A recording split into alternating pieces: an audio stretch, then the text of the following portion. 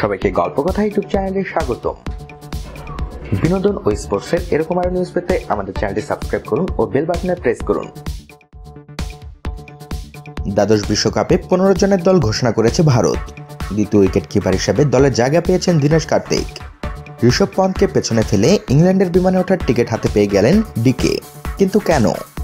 মুম্বাইয়ের দল নির্বাচনের পর ব্যাখ্যা দিলেন নির্বাচন কমিটির চেয়ারম্যান এম.এস.কে প্রসাদ। উইকেট কিপিং দক্ষতায় পন্থকে পেছনে ফেললেন দীনেশ।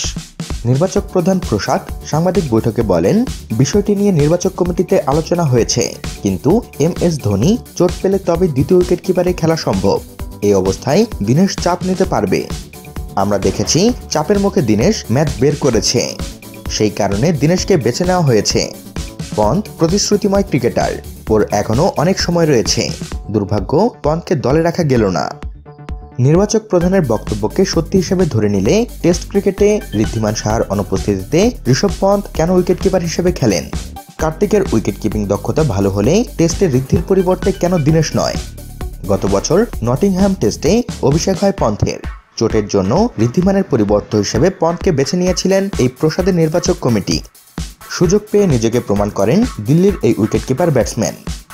ইংল্যান্ড সফরে উইকেট কিপিং গ্লাভস হাতে একটি টেস্টে সর্বাধিক 11 ক্যাচ নেওয়ার রেকর্ড রয়েছে পন্থের। প্রাক্তন England wicket keeper Jack Russell ও Protea wicket keeper batsman AB ডিভিলিয়ার্সের বিশ্ব রেকর্ড স্পর্শ করেন পন্থ। আর ব্যাট হাতেও দারুণ সফল দিল্লির বছর 22-এর এই তরুণ। দেশের হয়ে এখনো পর্যন্ত 9টি টেস্টে 2টি সেঞ্চুরি রয়েছে তার। ইংল্যান্ডের দ্য ওভাল এবং অস্ট্রেলিয়ায় সিডনি টেস্টে 17 রান করেন পন্থ। এছাড়াও ঘরের মাঠে ওয়েস্ট ইন্ডিজের বিরুদ্ধে 2টি টেস্টে 2বার 92 রানের ইনিংস খেলেন দিল্লির এই তরুণ তুর্কি। দেশের হয়ে মাত্র 5টি ওয়ানডে খেলেছেন পন্থ। চলতি আইপিএলেও ফর্মে রয়েছেন তিনি। দিল্লি ক্যাপিটালসের হয়ে চলতি আইপিএলে তাদের প্রথম ম্যাচে মুম্বাই ইন্ডিয়ান্সের বিরুদ্ধে মাত্র 27 বলে 78 রানের বিধ্বংসী ইনিংস খেলেন পন্থ। অন্যদিকে চলতি ব্যাট হাতে ফর্মে নেই দীনেশ। কলকাতা নাইট রাইডার্সের হয়ে 8টি ম্যাচে মাত্র 90 এসেছে ডিকের ব্যাট থেকে, সর্বোচ্চ স্কোর 50। সুতরাং আইপিএলে ফর্মের বিচারেই দীনেশকে টেক্কা দিয়েছেন পন্থ। দেশের হয়ে 91টি ওয়ানডে ম্যাচে দীনেশের সর্বোচ্চ স্কোর 79। বিশ্বকাপে ভারতের 15 জনের দল।